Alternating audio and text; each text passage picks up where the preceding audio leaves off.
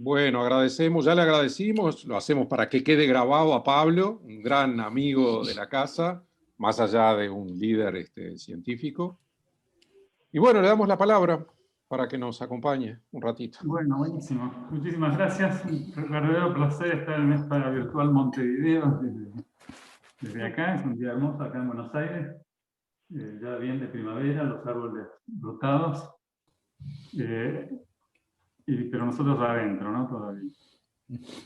Bueno, voy a hablar de un trabajo que hice con dos estudiantes de postdoc en Buenos Aires, que son Chi Nguyen y Mingming Wang, y Leo Rolla, que empezó hace unos 3-4 años, cuando Leo vino un día a mi oficina y me dijo, mira, tengo que viajar y estas dos postdocs tienen que tener algún tema de trabajo, ¿tenés algún problema? Y dije, no, la verdad que no tengo, pero el miércoles pasado fui a un coloquio del departamento y habló un tal Zuk, que es un ruso que está en París, y habló de un sistema que se llama Box-Ball System. Él hacía una cosa que para nosotros es imposible, que era el desarrollo espectral o la descomposición espectral del sistema.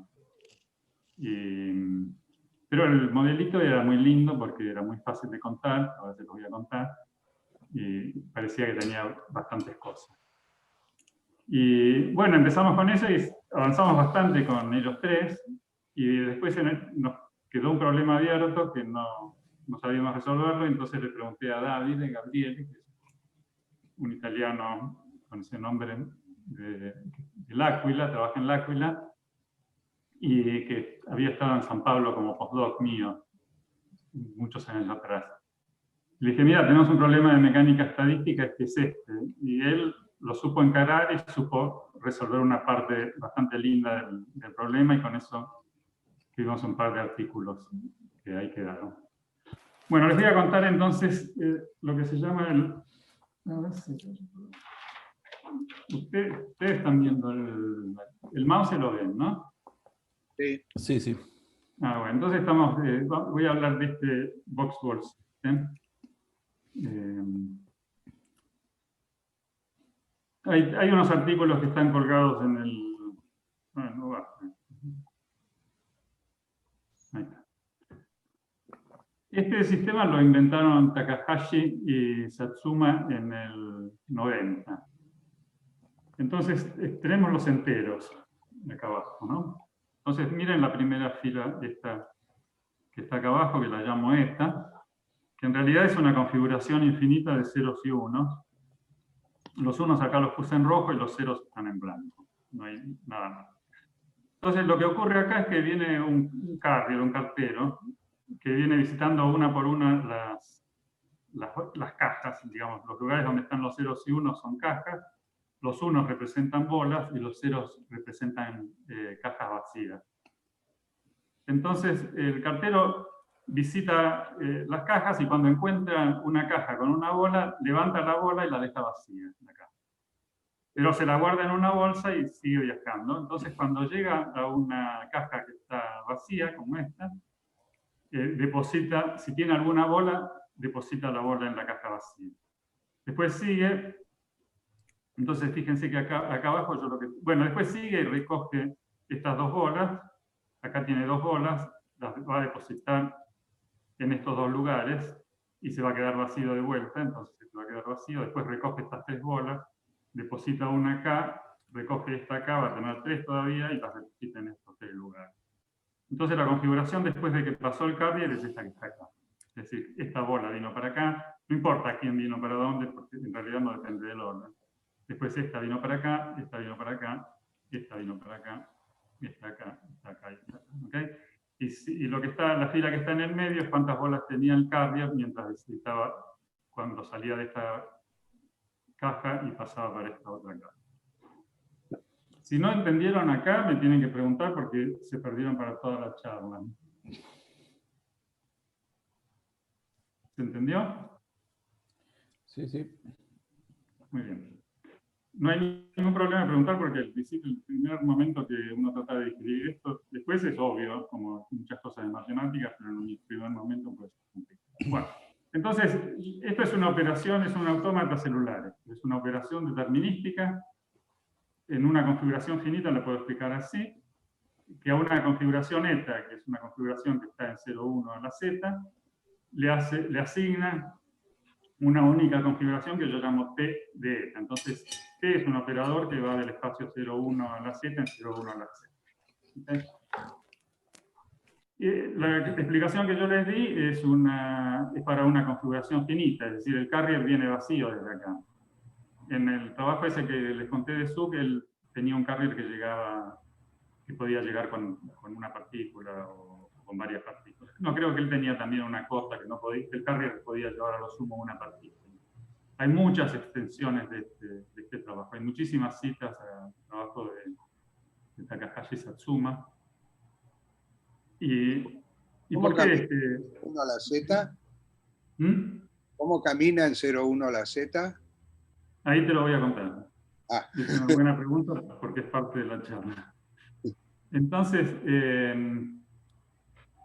la motivación de esto viene de los solitones, como está en la charla. Y los solitones fueron, el primero que observó un solitón, el otro día, no sé si escucharon la charla de Koenig en la reunión de la UMA, que dice que este Scott Russell, que es un irlandés de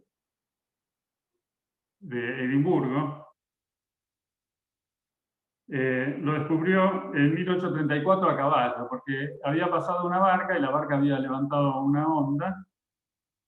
ola, y esa ola siguió varios kilómetros. Este Scott Russell la siguió a caballo varios kilómetros, y como era ingeniero, dijo, bueno, existen estas ondas y deben tener seguramente una explicación matemática.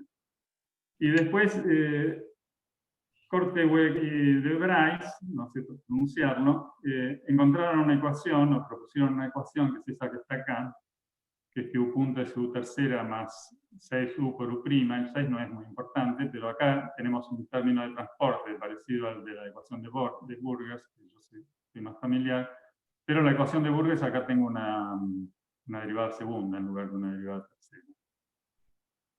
Bueno, yo la pongo esta ecuación acá, pero realmente no la entiendo. Y acá les puse en este dibujo una posible solución. Entonces, para acá tenemos el tiempo. Este es el tiempo. Este es el espacio. Y la altura es U, ¿no? Entonces empezamos con una U que tiene dos ondas, que son esta y esta. ¿Okay? Y después esto avanza. Entonces, la onda más alta... Ups, no puedo apoyarme. ¿Qué pasó? Dejaste de compartir. Sí, ya me di cuenta.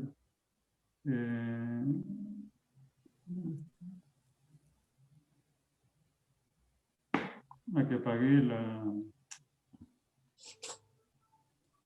Perdón, es que...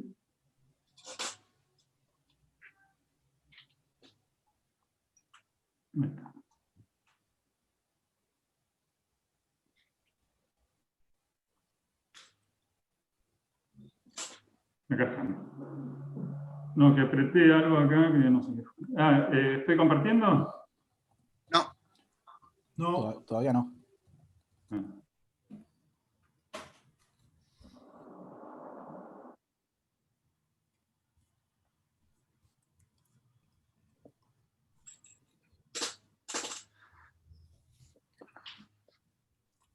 Perdón.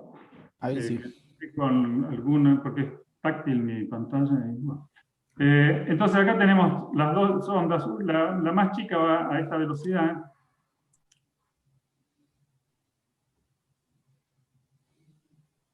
Va a velocidad 1, ponele.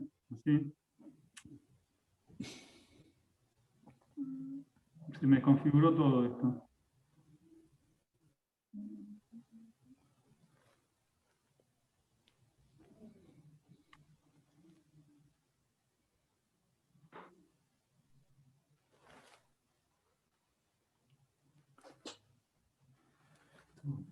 Pues la otra va... Tenés que de desbloquear cada que una te dibuje flecha, la no sé flecha. cómo está activado. ¿Alguien sabe usar el Journal? Ahí donde pusiste, había desmarcado donde dice Draw Arrow. Ah, ok. Gracias. Bueno, entonces esta onda va a esta velocidad y esta otra onda va a esta otra velocidad. ¿Ok? Y en algún momento se encuentran, hay una colisión, y cada una sale a la misma velocidad después de la colisión. Y acá en la colisión no está bien explicado todavía lo que pasa, pero hay una conservación de las ondas, porque la forma y la velocidad de las ondas después de que salen de la colisión es exactamente la misma que antes. Pero lo único que ocurre es que la onda más alta hace como un saltito para adelante en relación a su velocidad inicial, y la onda más corta hace como un saltito para atrás. ¿Lo ven? Los borro todo para que vean eso que pasa. Bueno, y si ustedes van a la Wikipedia a buscar qué es un solitón, dice que es una onda solitaria que se propaga con poca pérdida de energía, en este caso casi sin pérdida de energía, es decir, y mantiene su forma y velocidad después de colisiones con otras ondas de ese tipo, del mismo tipo. ¿Okay? Bueno, entonces los japoneses, Satsuma y Takahashi, después Matsukaga y otra gente hicieron un montón de operaciones que empiezan en la KDB y que termina acá en BBS, que BBS sería el Ball System. Yo no traté de seguirlas, el paper de Suk, yo a Suk justo lo vi el año pasado, hace un año más o menos, que vino acá a Buenos Aires de vuelta, dio una charla en el IAN, y yo le pregunté, pero él dio una derivación del BBS a partir de KBB, y le digo, pero hay una derivación matemática, y dice, no, hay nada más que algunas cosas, pero no, en realidad no hay una relación entre el KDB y BBS. Pero, como vamos a ver en esta charla, el BBS comparte este comportamiento de la KDB.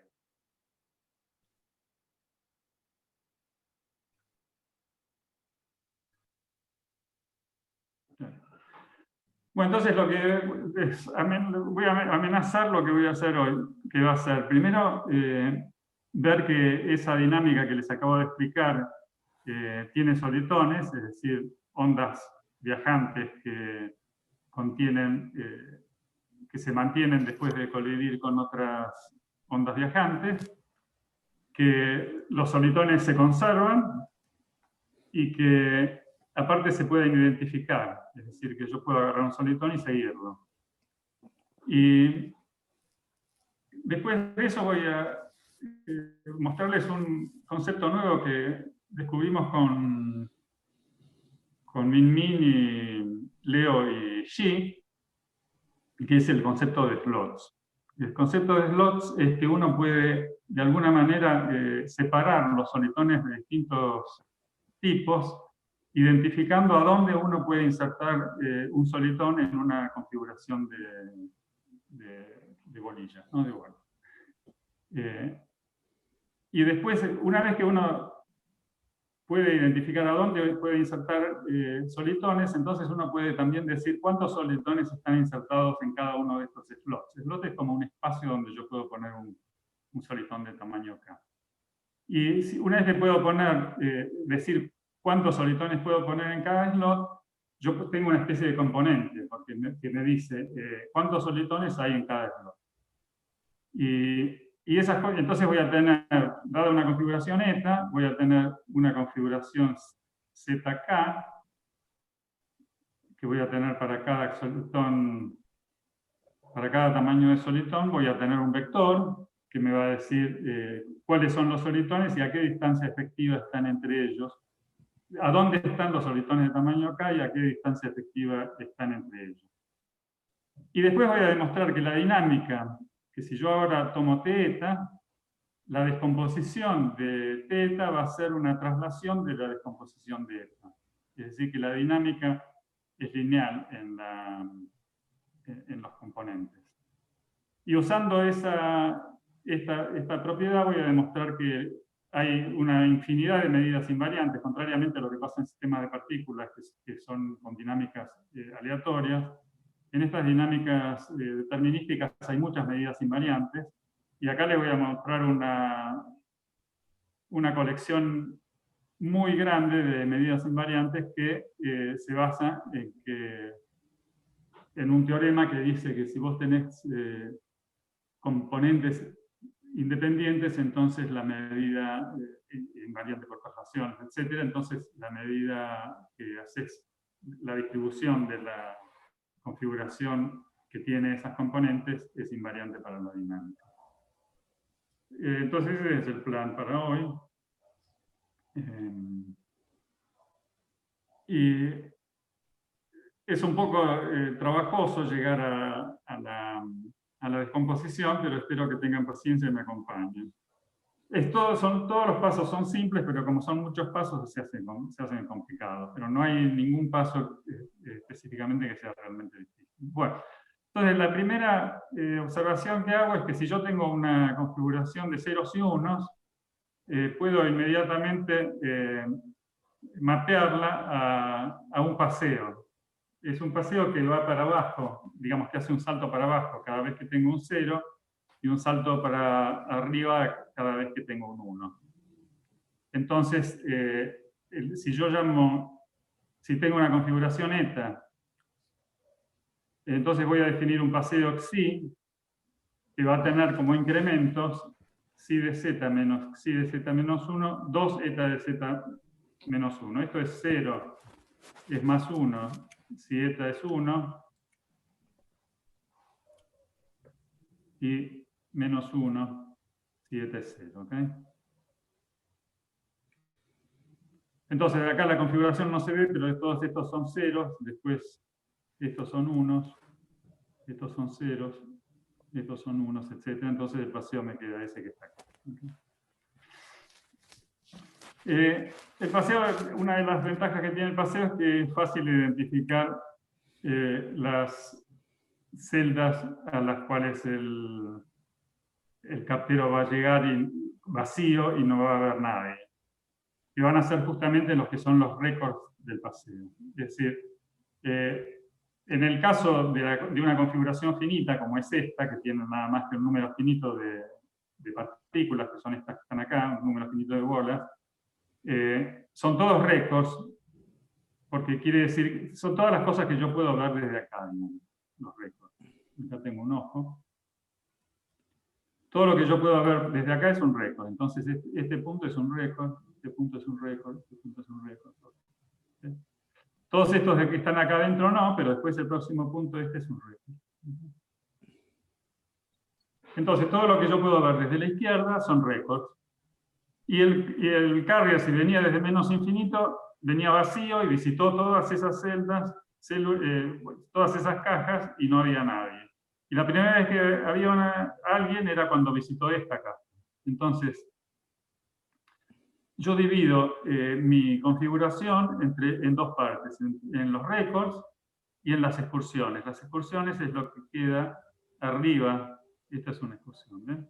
Es lo que queda arriba entre dos récords. Los dos récords son este y este. ¿Okay?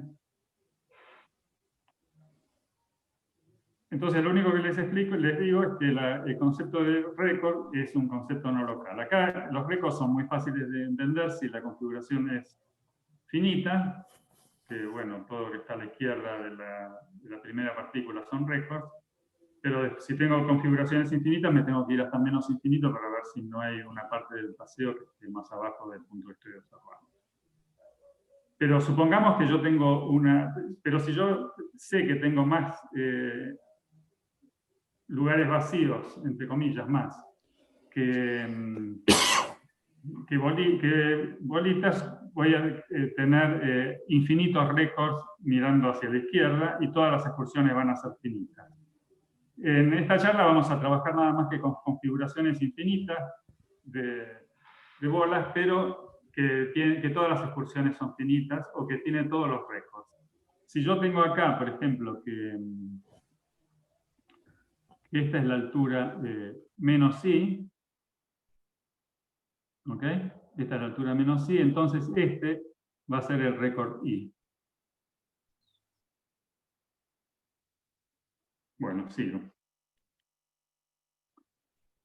Entonces acá la pregunta de Ricardo es cómo defino la dinámica infinita. Bueno, si yo consigo saber cuáles son los récords, lo único que tengo que hacer es invertir todos los valores dentro de las excursiones. Entonces yo defino θ en el punto z como 1 menos eta de z, es decir, si era 1 pongo 0 y si era 0 pongo 1, si z no es un récord para xi de z. Entonces fíjense que si volvemos a esta configuración,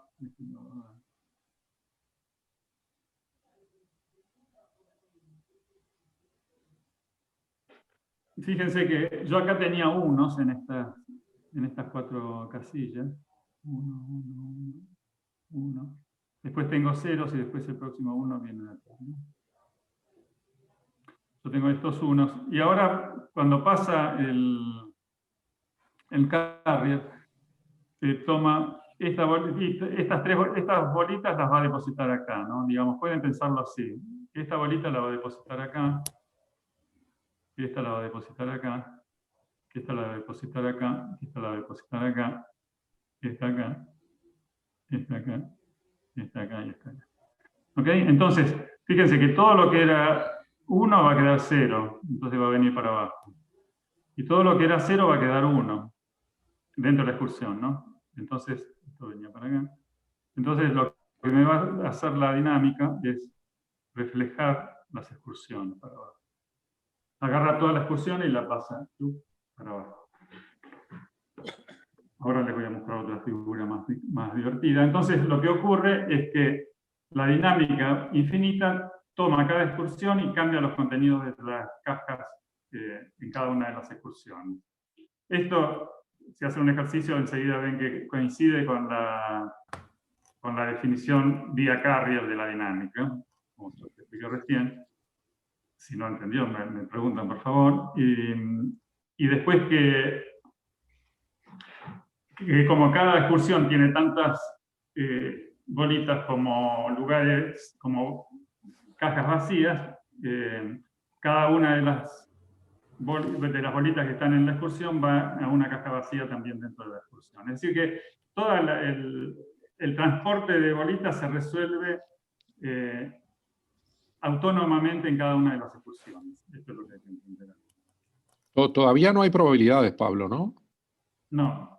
No va a haber probabilidad hasta el final, creo. Hasta la última conferencia. Está bien. Sí.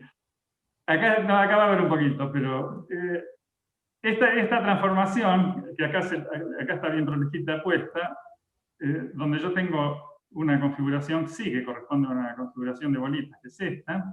La excursión yo la puse en violeta. Y después abajo puse txi. Uso el mismo nombre de operador, pero es lo mismo, ¿no? Yo podría hacer t de eta y después construir el nuevo xi o t de xi. Un detalle que hay que tener es que el xi está definido nada más que para los incrementos, no me dice a dónde está localizado. Entonces una cosa que uno puede hacer es localizar el xi en alguna parte, pero desde el punto de vista de eta a mí el xi me interesan nada más que los incrementos.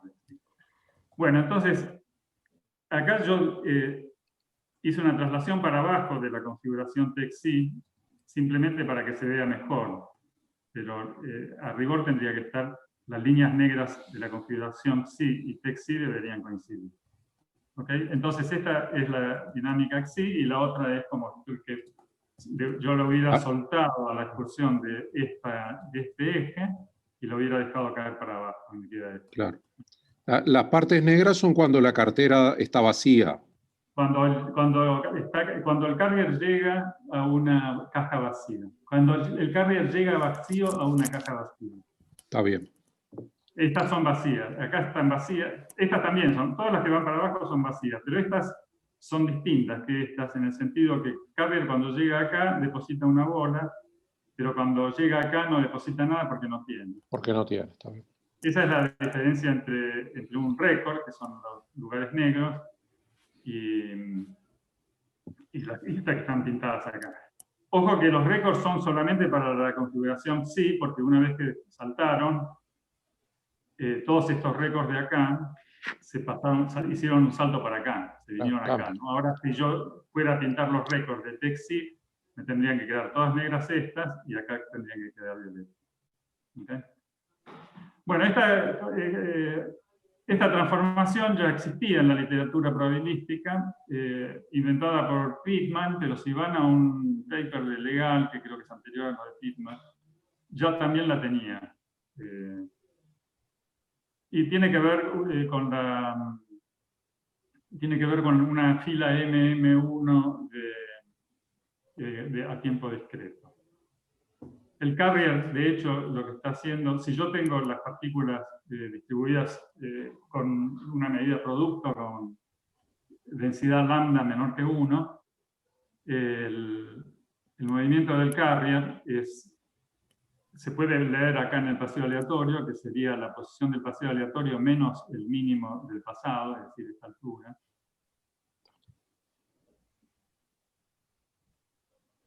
Y eso va a ser en ese caso va a ser una cadena de Markov, y bueno, tiene sus propiedades, entre otras cosas, sirve para demostrar que si yo tengo una medida producto inicial, con densidad menor que un medio, y eta está distribuida con esa medida producto, entonces que eta también. Es decir que, en particular, la medida producto es invariante para esta dinámica T. Acá simplemente les cuento que la dinámica conserva configuraciones con densidad menor que un medio, me faltó acá. Digo que una configuración tiene densidad lambda si el número de bolas en una caja de tamaño n dividido por n, es decir, la proporción de bolas en una caja de tamaño n, converge a lambda, tanto si las cajas las tomo a la izquierda o a la derecha infinita. ¿Okay? Es decir, que hay una ley de grandes números para el número de bolas. Y esa ley de grandes números va para los dos lados y te da siempre una proporción igual a lambda. Si tenés, por ejemplo, una medida de Bernoulli con densidad lambda, que las configuraciones van a tener densidad lambda. Bueno, hay una proposición, un lemita que te dice que si lambda es menor que un medio y eta tiene densidad lambda, entonces que eta también tiene densidad lambda. Okay. Y acá hay una prueba que te dice que si tenés densidad lambda, entonces los récords tienen densidad 1 menos 2 lambda, porque las ecuaciones tienen densidad lambda sobre 2. Y para juntar lambda necesitas que los récords sean 1 menos 2 lambda. Y como los récords se mantienen, o sea, eta en z es igual a eta de z, los récords quedan vacíos, y entre dos récords las partículas simplemente se movieron dentro de la excursión, entonces si yo tenía densidad lambda al principio, también voy a tener densidad lambda al final. Esto es marginal, así que si no lo siguieron, no. Pero eso es como una conservación, Pablo, de los conservación claro, pero macroscópica. Sí. Sí. No perdés más. Pero si vos tenés configuraciones que oscilan mucho, podrías no tener límites. Sí, sí. No tenés límites. No, se te pueden venir infinitas partículas de llenar todo en una sola pasada.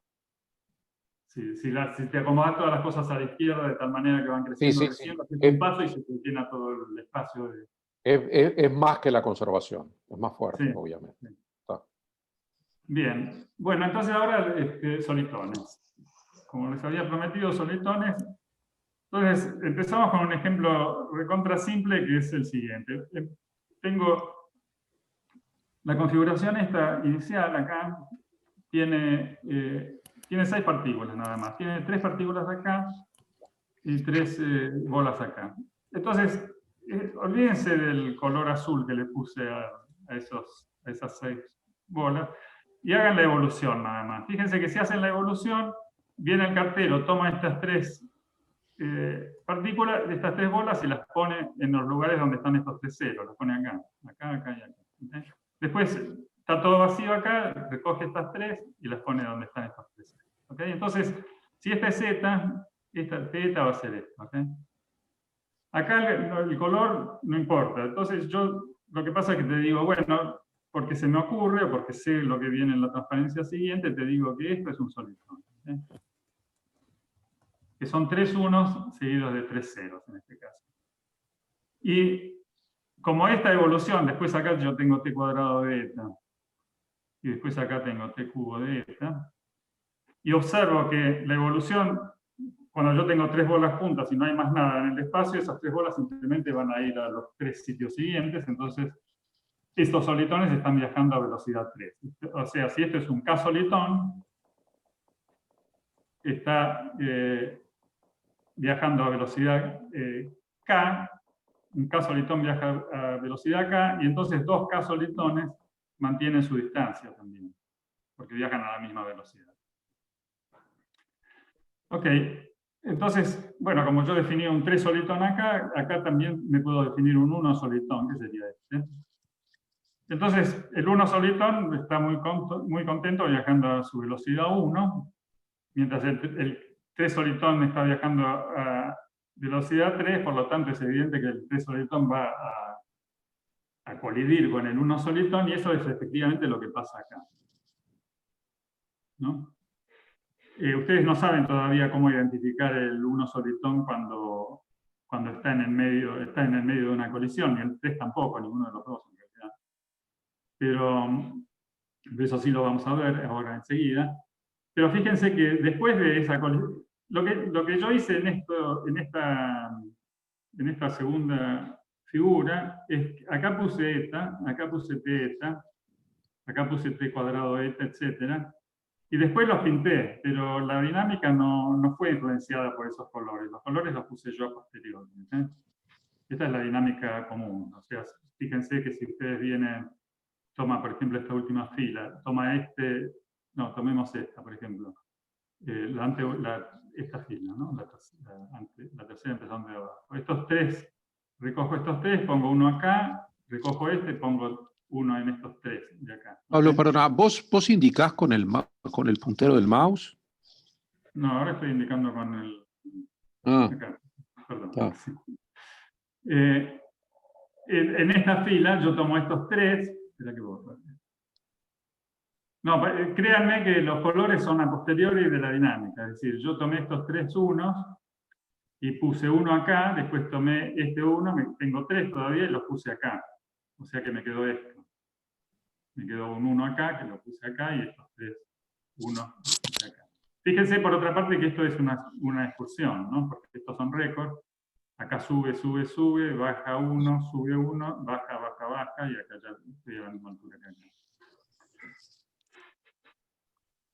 Después los pinto. Ahora les voy a contar cómo los pinto, no es tan inmediato. Acá les pongo la misma transparencia, dice exactamente lo mismo. Lo único que hice fue donde antes había récords, ceros, les puse los récords. Es decir, que me quedó claro que estas son excursiones. ¿Okay? Y estas también. Digamos, todo lo que tiene números es excursión y lo que tiene puntos es récord. Y estas se las puse porque acá tengo una simulación que fue la que me hizo aprender todo esto. Perdón. Que es esta. Esta simulación la hice yo a mano cuando empezamos a estudiar esto.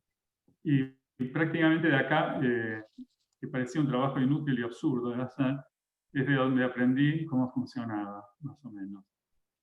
Acá yo tengo 2 solitones. Estos son 2 solitones.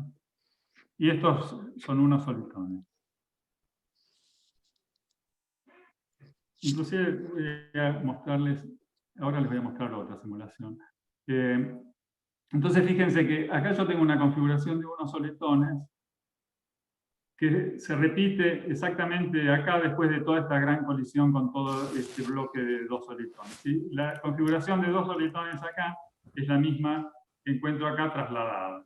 Y lo único que pasó fue que la interacción entre los bloques de unos solitones y dos solitones fue que les cambió localmente la posición, acelerando a los dos solitones y retrasando a los unos solitones.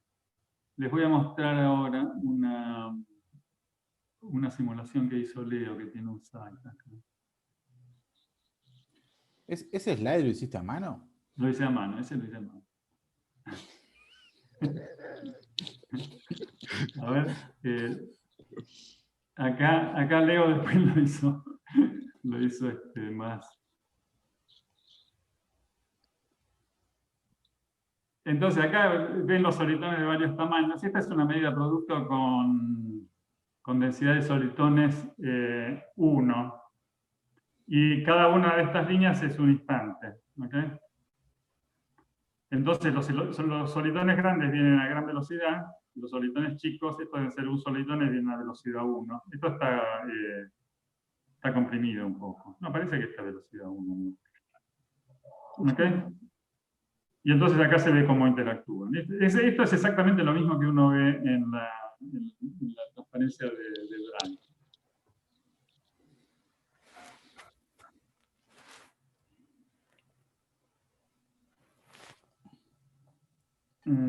Acá. Vuelvo a mis transparencias. ¿Okay? Bueno, esto es para motivarlos, ¿no? Bueno, entonces ahora les voy a decir cómo se hace para identificar solitones en una configuración de bolas. Entonces, tengo una configuración de bolas, lo voy a hacer en el paseo, pero en realidad no se puede hacer tanto en el paseo que corresponde como en la configuración.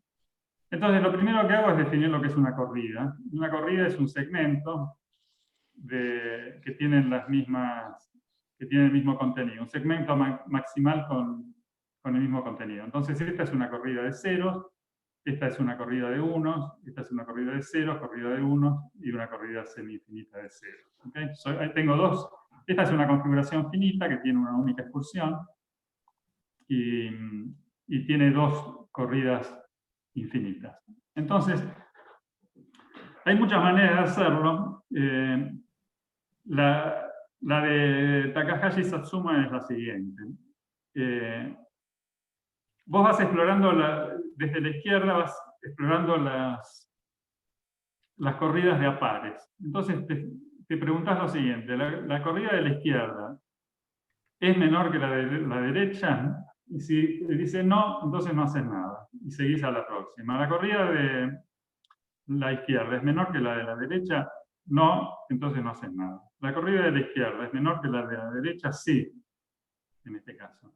Entonces tomás todas las cajas que corresponden a la corrida de la izquierda y una cantidad igual de cajas que corresponden a la corrida de la derecha y llamás a eso, si esos son K cajas, llamás a eso un K solitón.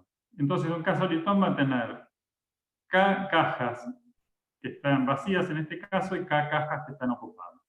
¿Okay? Entonces, de esa manera yo identifiqué tres solitón. ¿Okay? Pablo, una pregunta ahí. ¿Hay solitones que no sean unos seguidos de ceros? Ahí, esperá. Ahí viene. Encontré un 3 solitón. ¿Qué hago ahora?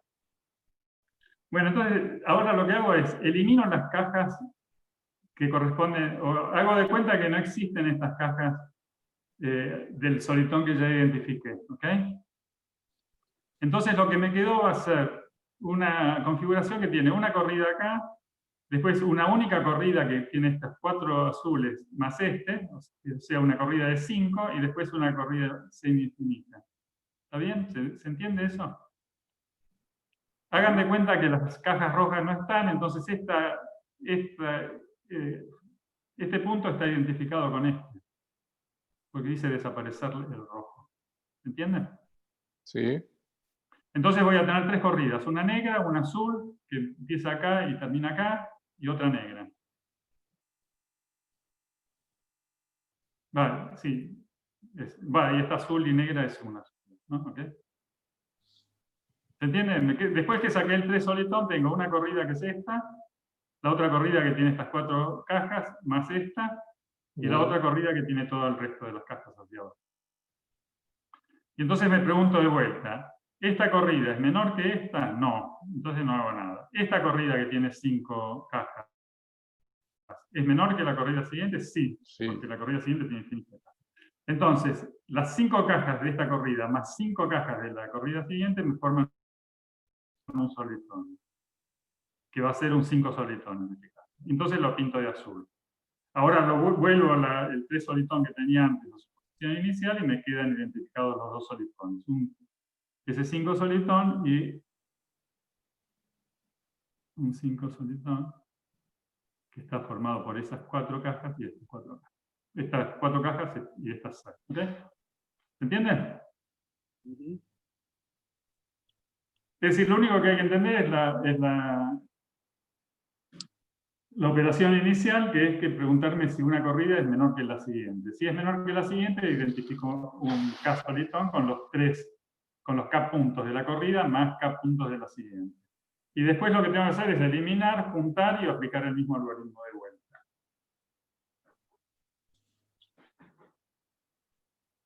Si hacen eso, bueno, ahí ya está. Entonces, ahora, por razones que van a ser claras enseguida, voy a necesitar identificar en un solitón cuál es la cabeza y cuál es la cola. Entonces, la cabeza van a ser las posiciones de los unos y la cola va a ser la posición de los ceros. Entonces, en la transferencia anterior, esta es la cabeza de este solitón y esta es la cola. Y en el otro, esta es la cola y esta es la cabeza. ¿Okay?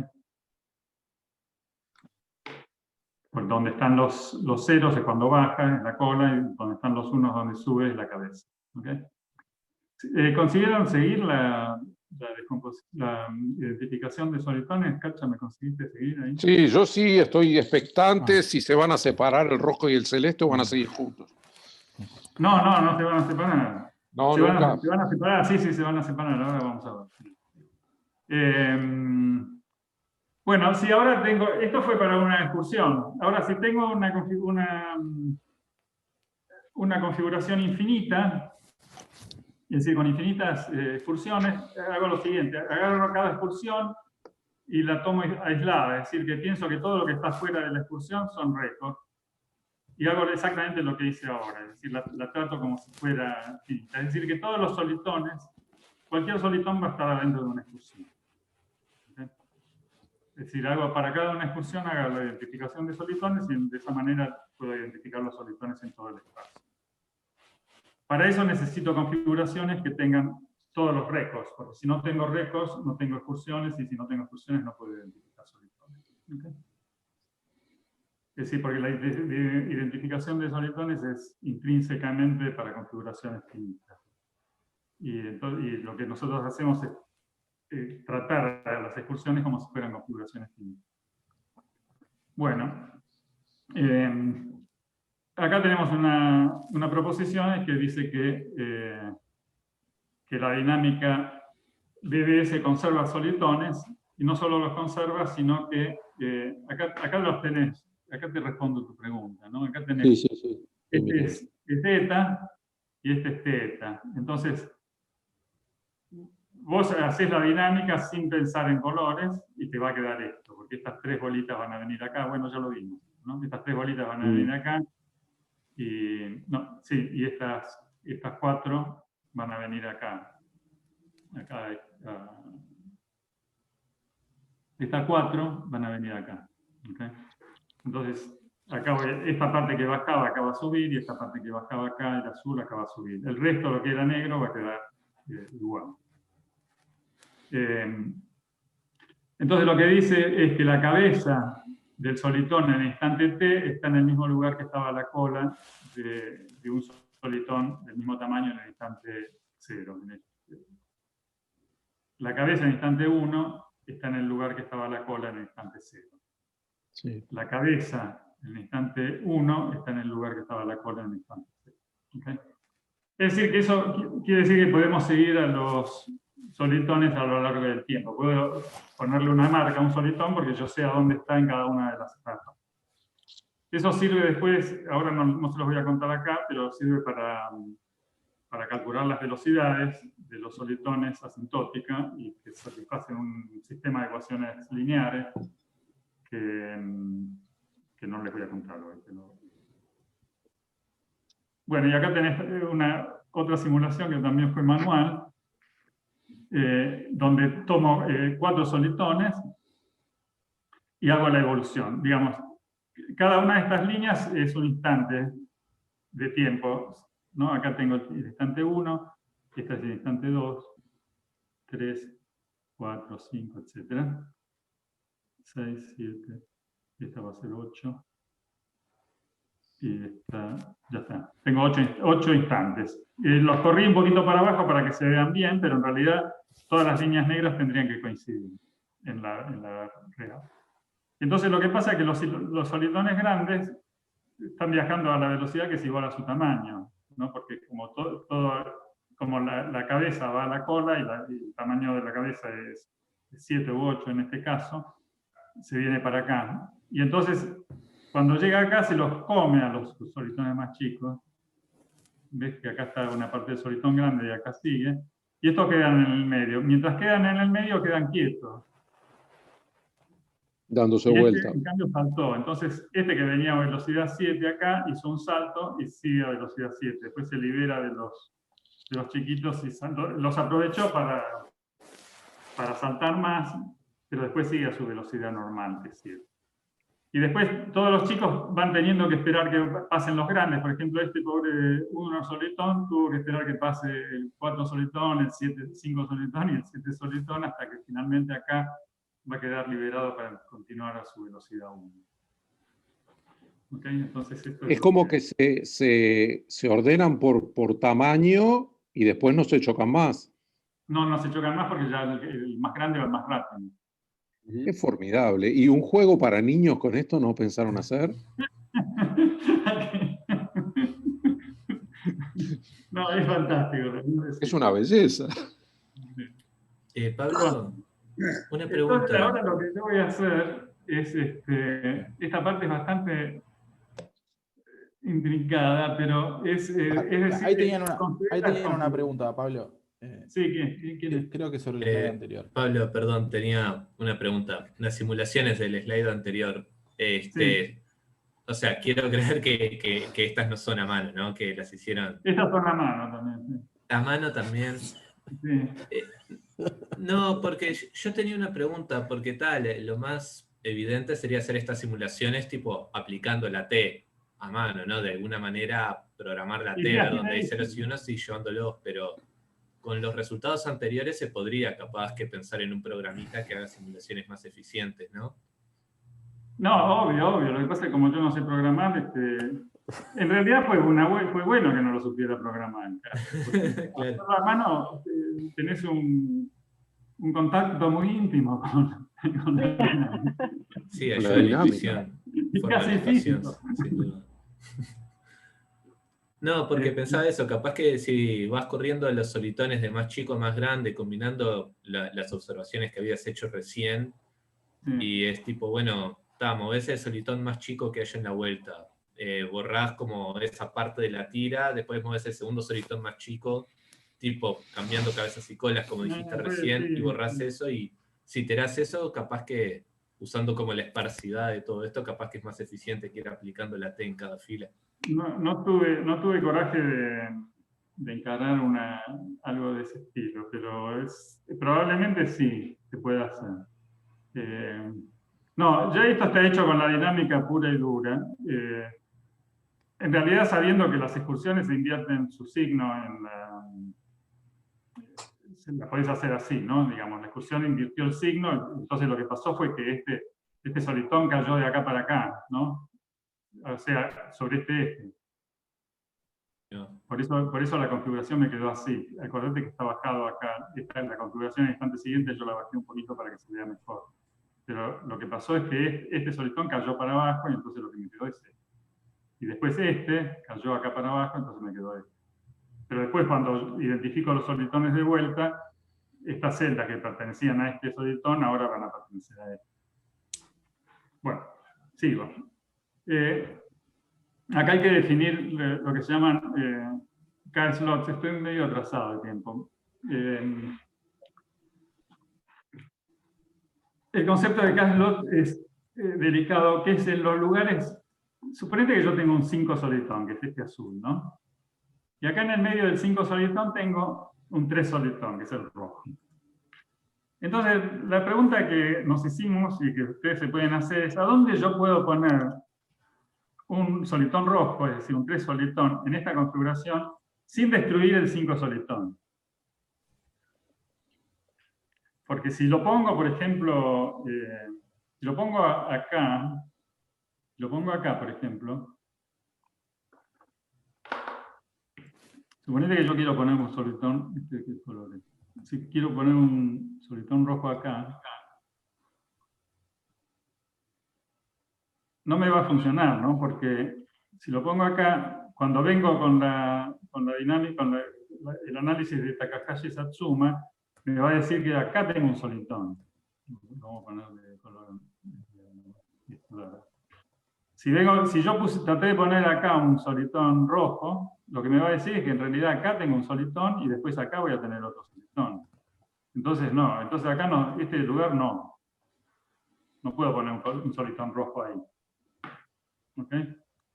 Entonces esa es la idea del slot. ¿A dónde puedo poner solitones rojos? Entonces, en la próxima transparencia, te digo a dónde pueden ser puestos, que son, este era un 5 solitón, esta es H4,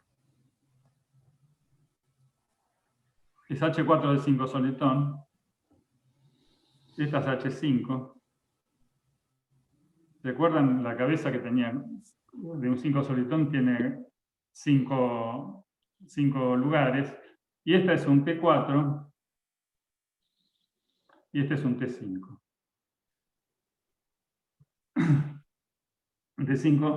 El 5 solitón es este, ¿no? Es el azul. Entonces, los tres solitones van a estar, los 3 solitones, slots, perdón, que es a donde puedo poner 3 solitones, van a ser las cabezas 4 y 5, los puntos 4 y 5 de los solitones de tamaño 5 y las colas 4 y 5 de los solitones de tamaño 5. Más los recos, en esta configuración, ¿no? Si tuviera solitones de otros tamaños, van a ser todas las cabezas, todos los lugares de las cabezas y de las colas que sean mayores que 3. Entonces acá les muestro la misma configuración en los dos lugares donde no puedo poner solitones, en este. Y no solamente acá no los puedo poner, digamos, son 2 ejemplos de donde no, si vos tratás de poner un solitón, no te queda, el 5, destruís el solitón 5 y no te queda tampoco un 3 solitón. En este caso, por ejemplo, te va a quedar un 2 solitón, más un récord y después un 6 solitón, ¿ves? Si lo tratás de meter acá. Bien. Entonces, ¿a dónde puse los slots? Acá tengo, bueno, acá tengo una excursión cualquiera. Acá tengo la identificación de solitones en la excursión usando el algoritmo que yo les dije. Que a esta altura ustedes ya lo saben hacer. Y entonces defino los K-slots, defino como todos los récords son K-slots, más las cabezas y las colas que tienen índice mayor que K, para todos los solitones que están en la configuración. ¿Ok? Entonces, acá les hice una ilustración en color, que es, por ejemplo, acá los violetas acá puse las cajitas estas de colores, son los unos solitones, son estos de abajo, los violetas, los dos solitones son los rojos, los dos slots, perdón, unos slots son las cajas violetas, acá está el récord, entonces acá yo tengo slots de todos los tamaños, y después los unos solitones va a ser, fíjate que esto es una cabeza 2 de un 4 solitón. ¿Okay? Entonces es un slot. Esta es una cabeza 3 de un 4 solitón también. Entonces cabeza 3, cabeza 4. Entonces los unos solitones son cabeza 2, cabeza 3, cabeza 4, cola 2, cola 3, cola 4, cabeza 2, cabeza 3, cabeza 4. Los dos solitones son los récords, cabeza 3, cabeza 4. Este es una cola 3 de este 3 solitón y es una cabeza 3 y así. Y los 3 solitones son nada más que la cabeza 4 y la cola 4 de los 4 solitones. Y después 4 slots hay solamente para el récord. ¿Se entiende? Sí, están incluidos, ¿no? Están incluidos. Los solitones, Sí. los slots de tamaño que corresponden al tamaño más grande están incluidos en los. ¿Y para qué precisas los slots o para qué los usás? Bueno, entonces los definimos los slots. Entonces lo que ocurre es lo siguiente, que si yo tengo 3 slots, por ejemplo, entre 3 slots, cualquier 3 solitón que haya va a estar entre 3 slots. Porque 3 slots es una cosa que pertenece a solitones que son de mayor tamaño. ¿Ok? Entonces lo que voy a poder decir es que a este 3 slot, que en este 3 slot tengo un 3 solitón. Entonces de esa manera voy a construir, primero voy a numerar los slots, y los numero simplemente, bestialmente, fijo el 0 como el 0 slots, el 0 K slot para todo K, y después a partir de ahí numero 1, 2, 3, así, uno seguido del otro. ¿Okay? Entonces, esta es la numeración. Acá, por ejemplo, los 3 slots, este es el 0, este es el 1, el 2, el 3, el 4. Entonces, cuando hago eso, entonces puedo codificar mi configuración diciendo a dónde están los solitones. Voy a construir un vector que me diga, por ejemplo, Z4 de 0 igual a 2. Entonces, ¿qué quiere decir Z4 de 0? Quiere decir que en el 4 slot 0, que es este récord, tengo atachados o tengo 4 solitones, que son este, azul, y este otro azul acá. Y acá ya viene el otro, este es el otro récord, ¿no? Acá no lo dibujé, pero el otro récord es un 4, es un K-slot para todo acá. Entonces, estos dos 4 solitones están a la derecha del 0 K-slot y a la izquierda del 1 K-slot. Por lo tanto, yo puedo decir que esos dos solitones están atachados o colgados, perdón, del 4 slot número 0. Y este otro vector acá me dice que tengo un solitón colgado en el 1 slot número 17. Entonces me voy acá al número 17, que está acá, y me dice, tiene que haber un 1 solitón que está entre el 1 slot 17 y el 1 slot 18, y efectivamente acá está. ¿Ok? Entonces tengo esa codificación.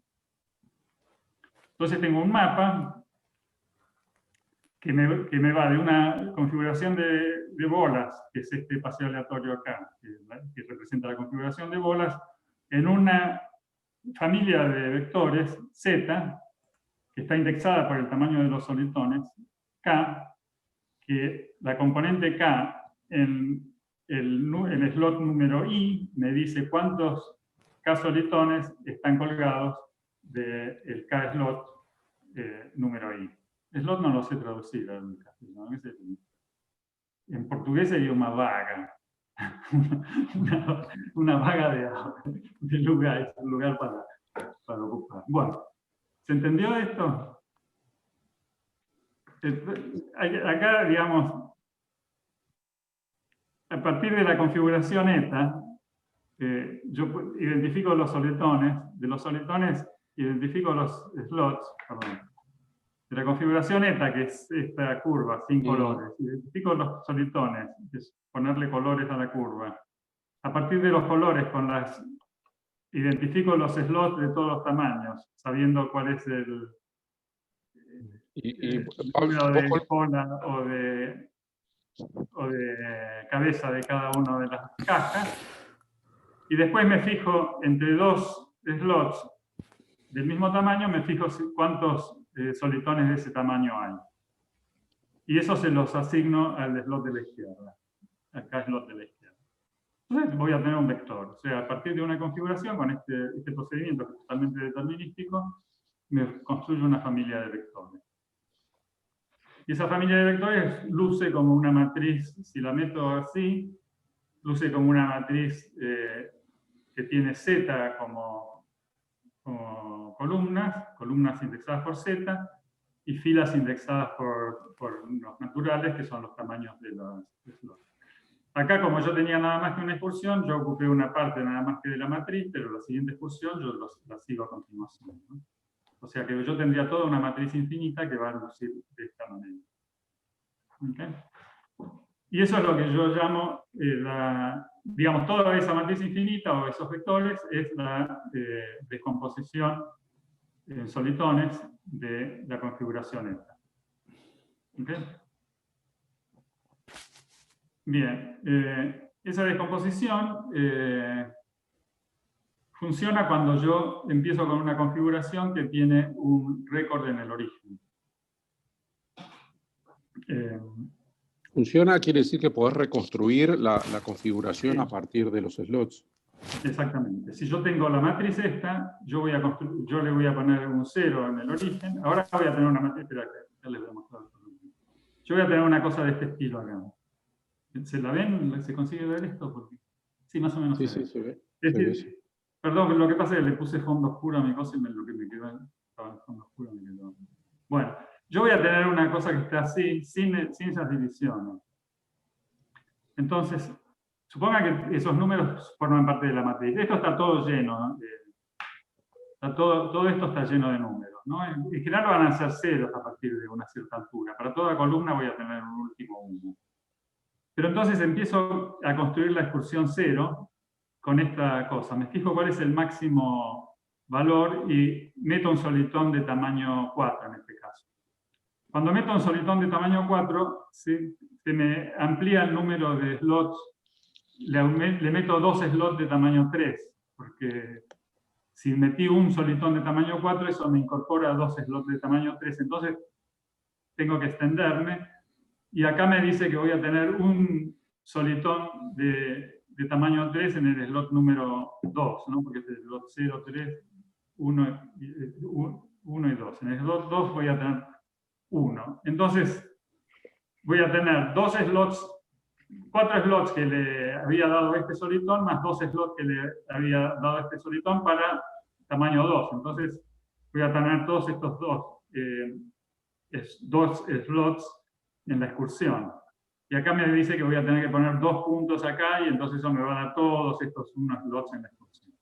Entonces, a partir de acá, yo empiezo con después meto el solitón donde lo tengo que meter, después meto estos 2 solitones donde los tengo que meter, y después meto estos 3 solitones donde los tengo que meter. Y entonces, de esa manera puedo reconstruir la excursión. Y entonces después borro 3 de estos puntos para construir la próxima excursión con esto que me quedó acá.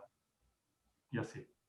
¿Okay? Entonces es invertible, digamos, en la imagen de la cosa. Porque tengo un teorema acá que me dice que si tengo una configuración esta que tiene un récord en el origen, que es este sombrerito, tenemos que Bueno, M acá me olvidé de definirlo acá. Bueno, M quiere decir que tengo un máximo solitón en cada columna acá. Que esta matriz me dice que acá me dice que en cada columna tengo ceros a partir de un punto. ¿Okay?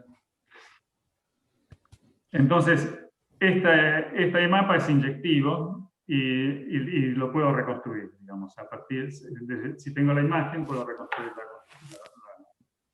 Ahora lo que voy a reconstruir va a ser una configuración que tiene un récord en el origen.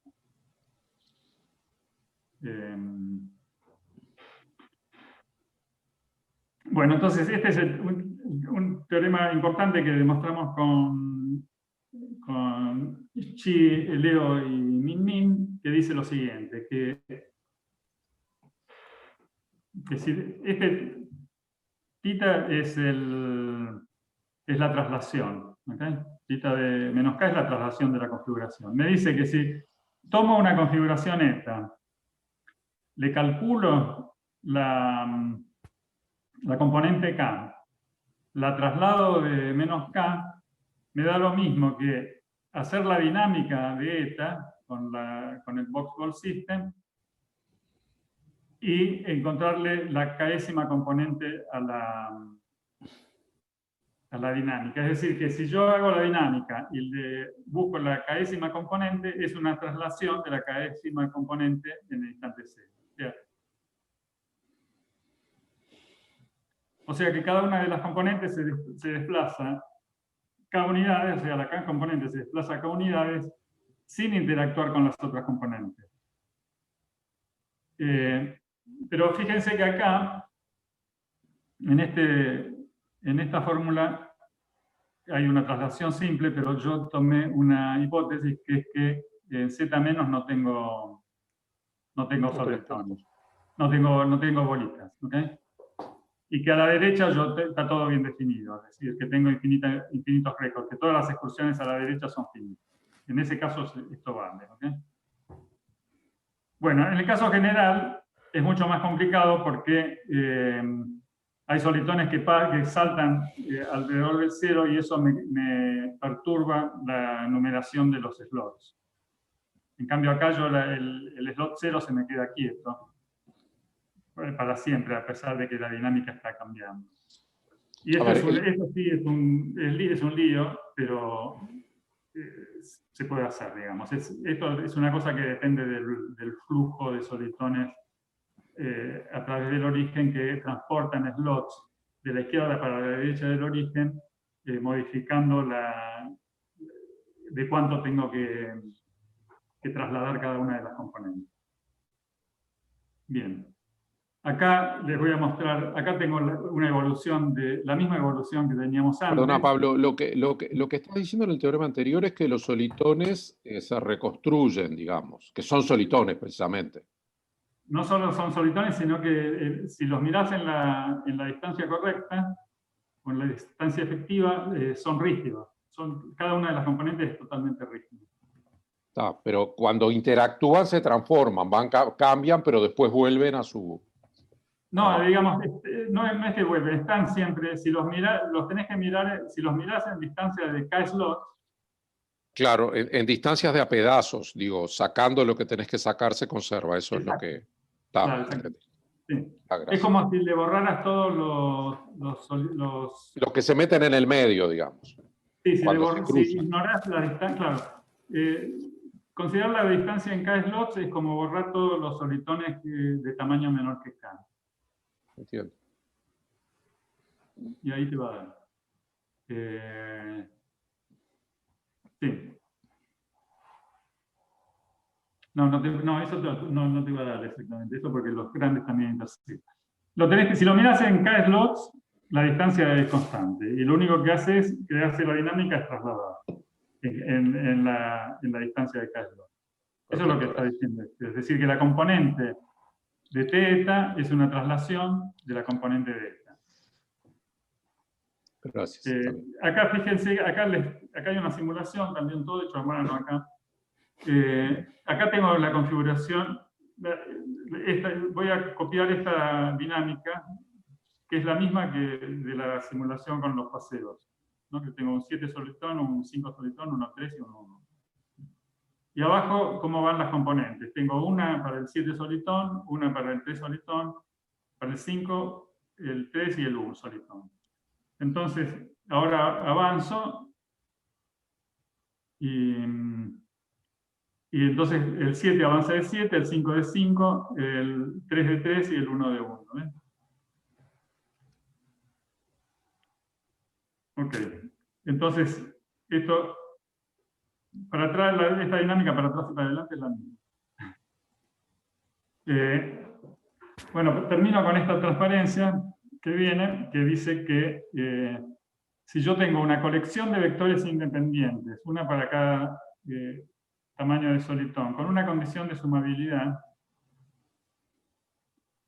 si tomo el número esperado de K solitones, lo multiplico por K y sumo en K y me da menor que infinito, y llamo mu sombrero a la ley de la inversa de esa configuración, y mu es la antipalm de esa, va a tener un récord en el origen. Entonces construyo una configuración que sea invariante por traslaciones, que tenga esa configuración como la medida de Palm, es decir, la medida invariante por traslaciones condicionada que tiene un récord en el origen. Entonces voy a tener que esta mu sombrero va a ser invariante para la dinámica vista desde el récord, y que esta mu va a ser invariante por traslaciones y va a ser invariante para la dinámica común. Es decir, que si con esta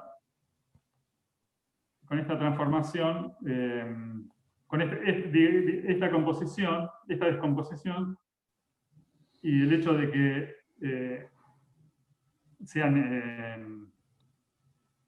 sean independientes, después una cosa que se usa es que esta traslación que les mostré acá, esta traslación que entra en la dinámica, cuando en el caso general, depende, este es una cosa que depende de K, depende de los componentes que son mayores que K. Por eso, que si yo tengo las dinámicas independientes, si las cosas son independientes, entonces el shift va a ser independiente, y como tenía independencia por traslaciones, me va a quedar me va a dar la invariante. Bueno, acá termino. Es lo que daba para hacer en una hora, así que les agradezco la paciencia. Termino por aquí. Creo que tardé más de 50 minutos.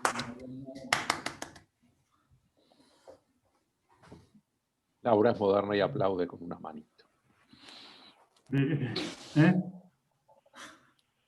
Bueno, muchas gracias por la presentación. En el momento final diste como un salto,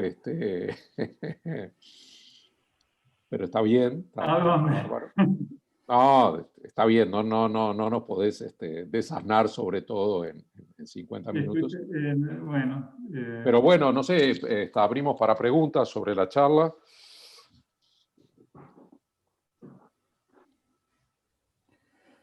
No, yo tengo, o sea, en realidad, porque ya vi parte de esta charla varias veces.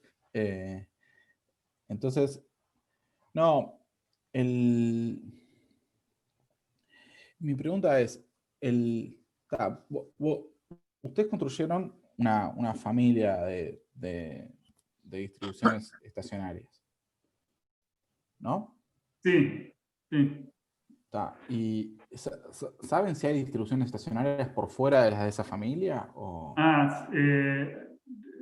Sí, Leo encontró unas... hay que pedirle... Justamente, perdón. Leo encontró unos casos donde los componentes no son independientes y la medida es invariante. Porque acá, como es un autómata, te podés inventar unas configuraciones periódicas que son dependientes y que tienen el mismo periodo, más o menos, y que son invariantes para la dinámica. Ahora, están en el artículo, en todo caso, si lo quieren ver. nosotros tenemos una conjetura que es que si vos tenés una medida invariante cuyas componentes son, que es ergódica, cuyas componentes son mixing, es decir, que se independizan a distancia, dos conjuntos que están distantes tienden a ser independientes, entonces debería tener componentes independientes. Es decir, que de alguna manera esto debería caracterizar medidas invariantes y mixing. Pero no lo supimos probar eso. Está bien.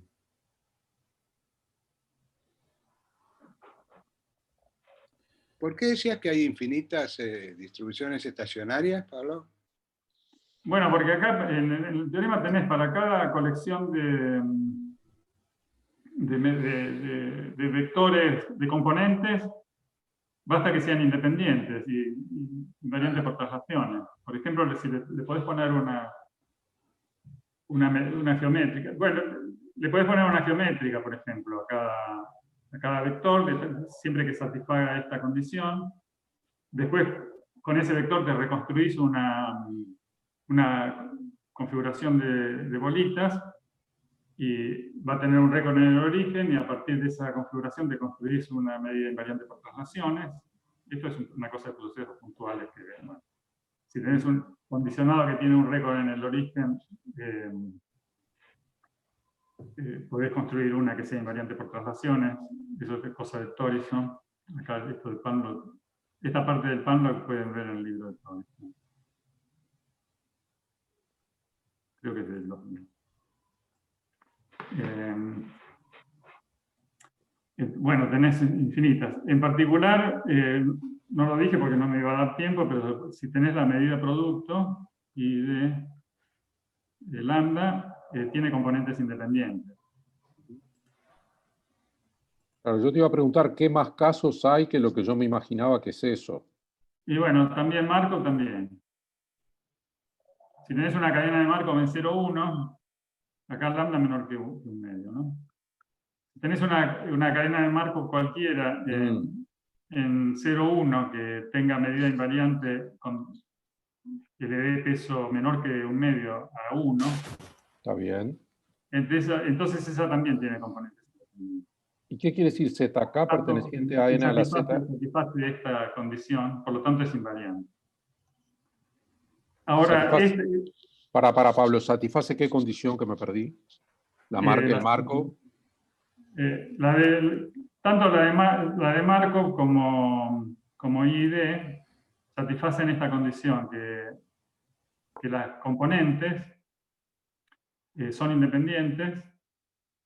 En realidad, cada una de las componentes consiste de variables aleatorias geométricas con una cierta parámetro que depende de lambda y de k, y satisfacen que el número esperado de solitones de tamaño k por k slot multiplicado por k sumado sobre k es menor que infinito. Porque me estoy perdiendo. ¿Qué era ZK? ZK era la componente, era ZK de I, que es el número de k solitones en el k slot número I. Pero no tenés una...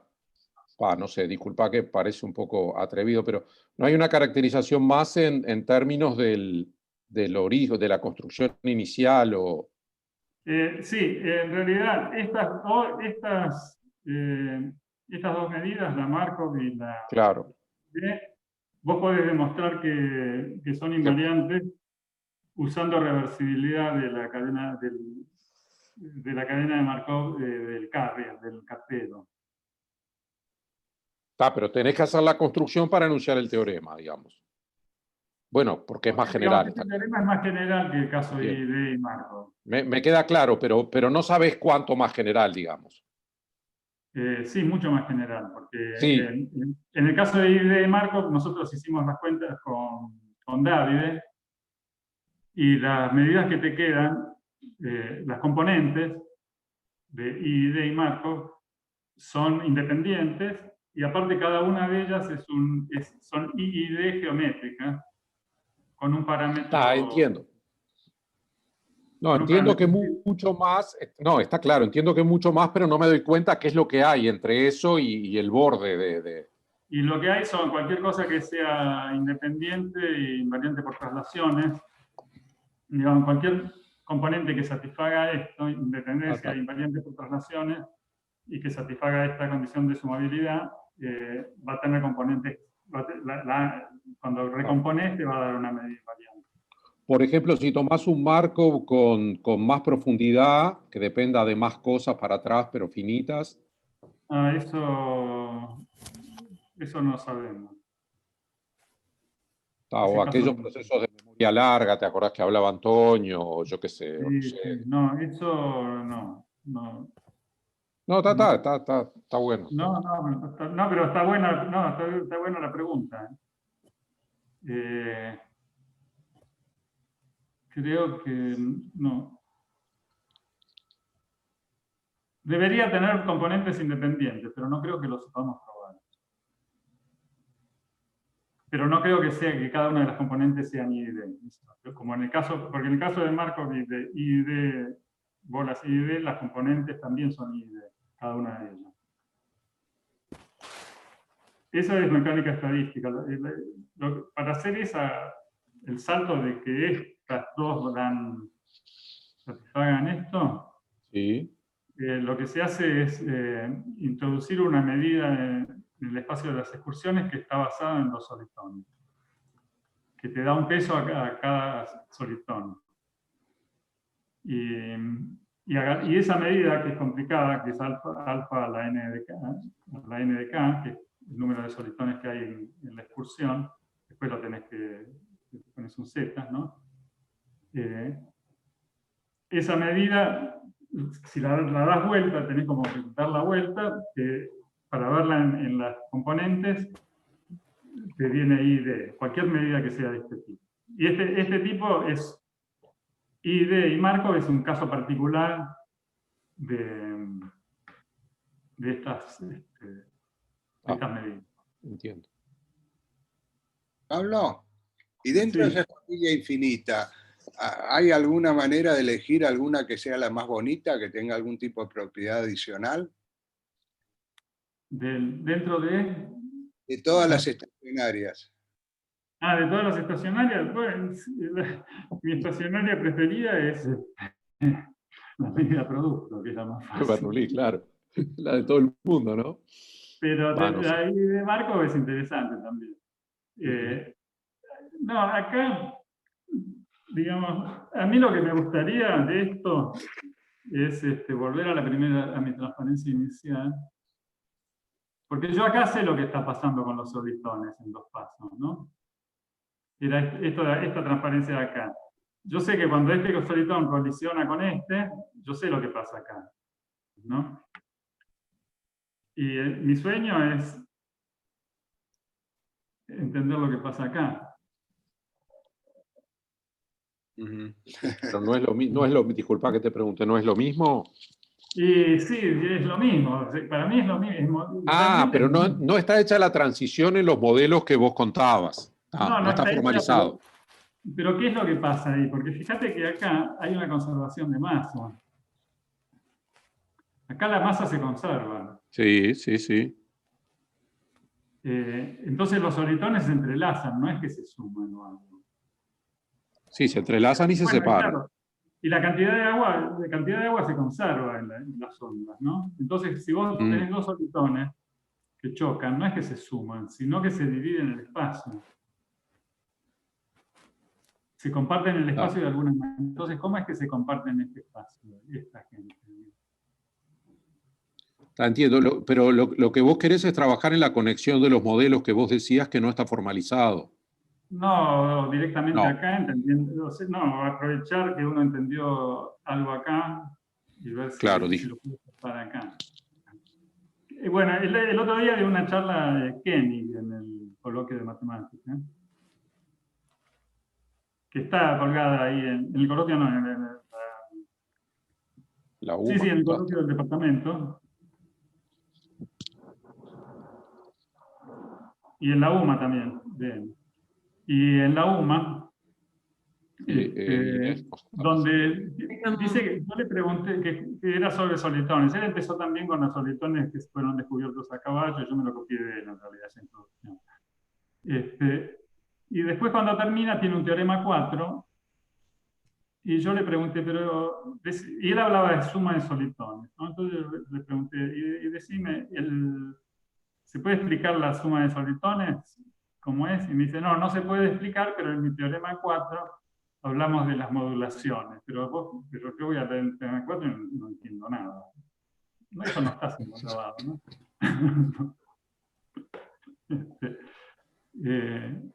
Y me gustaría eso, sí me gustaría entender.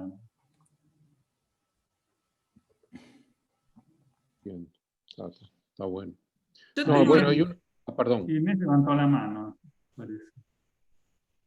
Adelante, Inés. Nos interrumpí, Ale. No, yo tengo una pregunta. Esto, cuando tomás lambda, en el caso en que sea ID, la distribución de las bolas, eso te distribuye como el paseo aleatorio, ¿no? De alguna manera. Sí, claro. Entonces, lo que estás distribuyendo de alguna manera son las excursiones del paseo aleatorio. Si tenés Markov, y lo que tenés es que tenés una especie de... Tenés las excursiones del paseo aleatorio y tenés una aplicación sobre las trayectorias que de alguna forma te preserva la misma... O sea, como es independiente, como esto es invariante, te preserva las trayectorias, tu aplicación, tu dinámica. Sí. Y si preserva algunas cosas de la trayectoria. Preserva los solitones. Claro, pero si empezaste, como es invariante, si empezaste con una trayectoria de un paseo aleatorio, le aplicás esto y tenés otra trayectoria de otro paseo aleatorio. O sea, la distribución de las trayectorias de paseos aleatorios son invariantes para tu dinámica. Sí. Y si tirás Mark, o sea, y no tenés alguna caracterización para distribuciones de bolas más generales, las Markov, por ejemplo. La Markov también. Claro, pero resulta que entonces cuando le aplicás la dinámica tendrías otra trayectoria del mismo Markov, digamos, con las trayectorias que ese Markov te define sobre trayectorias en R. ¿Tenés alguna caracterización de qué serían estas excursiones en términos de eso? O sea, ¿sabés algo? Este es el modelo de Ising, unidimensional en el fondo. Un marco en 0,1, el marco en -1,1 es el modelo de Ising, y bueno, sabés que como que el número de veces que te quedás en 1 y el número de veces que te quedás en 0 es mayor si la transición es chica, si la transición de 0 a 1, de 1 a 0, es chica. Es decir, estás como tenés dos geometrías, porque en el otro caso la probabilidad de ir de 1 a 0 no depende de dónde estás. Entonces tenés la medida producto, ¿no? Pero si depende de dónde estás, vos tenés baja temperatura, no querés pasarte al otro valor. Entonces tenés como excursión, como los solitones van a ser más grandes. Pero es como medio raro que estas transiciones te preserven las trayectorias, ¿no?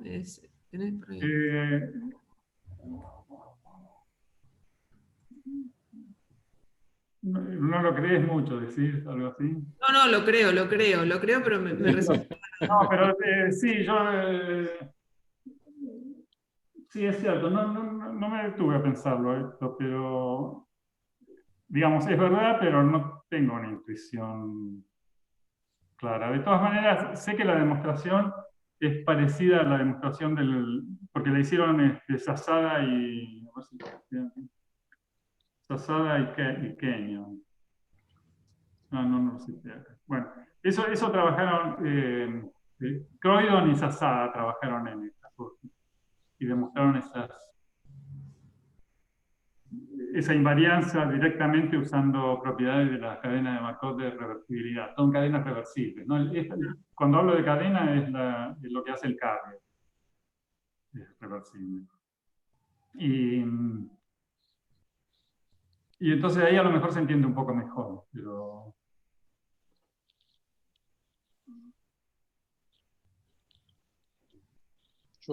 Fíjate que de alguna manera los bloques se mantienen. Digamos, el modelo de Ising lo que mide las distribuciones son los cambios, ¿no? Porque fuera de los cambios vos siempre vas a la misma probabilidad.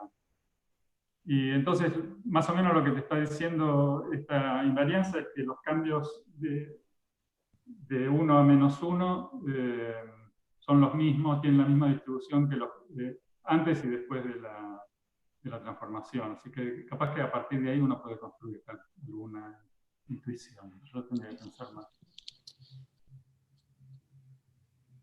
Bueno, yo tenía una pregunta, pero un poco volada y más.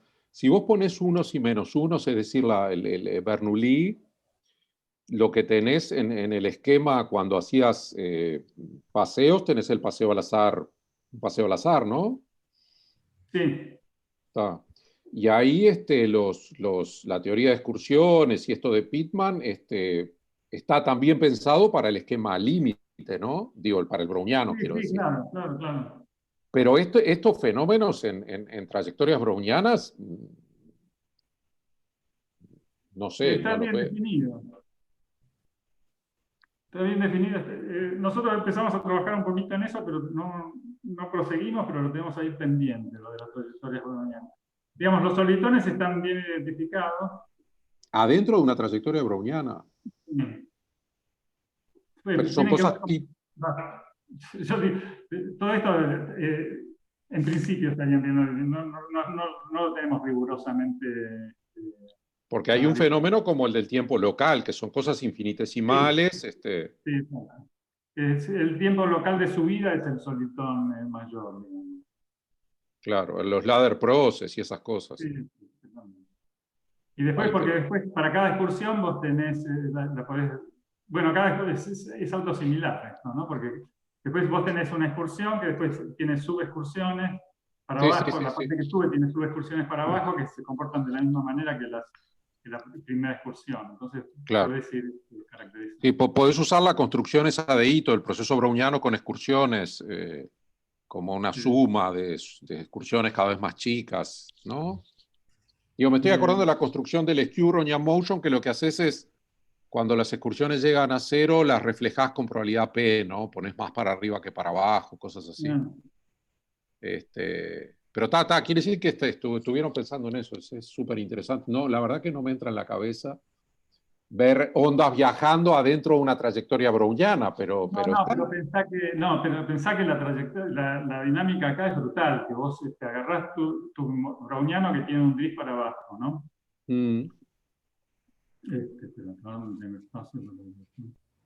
Acá. Tenés tu browniano que hace así, tiene un drift para abajo. Entonces después ahora agarrás, lo llenás todo así. Sí. Y lo das vuelta todo, digamos, la dinámica es brutal. Y entonces la nueva trayectoria va a ser esta de acá abajo.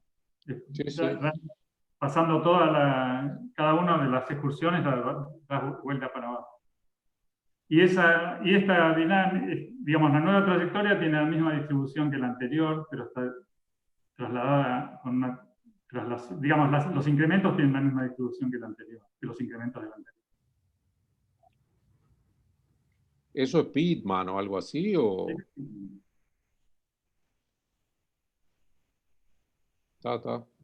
Sí, ilegal también. Y después, sí. Sí, me parece formidable. Me parece fantástico. Pero todavía no me entra, no veo es decir, no veo adentro de la trayectoria los solitones. No, digamos, si vos tenés una excursión, tenés un solitón, agarrás el máximo y tenés un solitón que está ahí, que es el máximo. ¿No? Porque, ¿viste? ¿Te acordás que tenía yo todo esto así? Yo esta es una excursión, el máximo me dice que tengo un solitón de ese tamaño. Sí. Entonces, en el browniano lo mismo. Esto ahora puedes pensar que es una trayectoria browniana. El máximo tiene esto. Entonces, después del máximo, tengo que ver en la parte que sube hasta acá, tengo que ver los laguitos estos. Y acá, Sí, y esos son los que das vuelta. Y estos son los otros solitones siguientes. No, este va para arriba. Acá. Y este es este.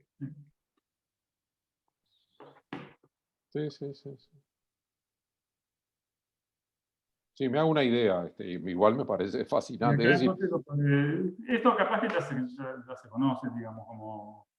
¿no? sí, son esas cirugías que hacen en las trayectorias, ¿no? Los tipos agarran un bisturí, cortan un pedacito, lo dan vuelta, lo ponen acá, lo ponen allá. Sí, sí. Sí, precisamente Pinkman y Legal son los tipos que, los cirujanos expertos, digamos. Exactamente. Bueno, yo no sé, gente, alguna gente tuvo que irse. No sé si hay más preguntas de la audiencia. Déjenme poner no encuentro Bueno, yo les esto. comento, ¿no? Ahí está. No sé si hay más preguntas o solo queda agradecer de vuelta a Pablo.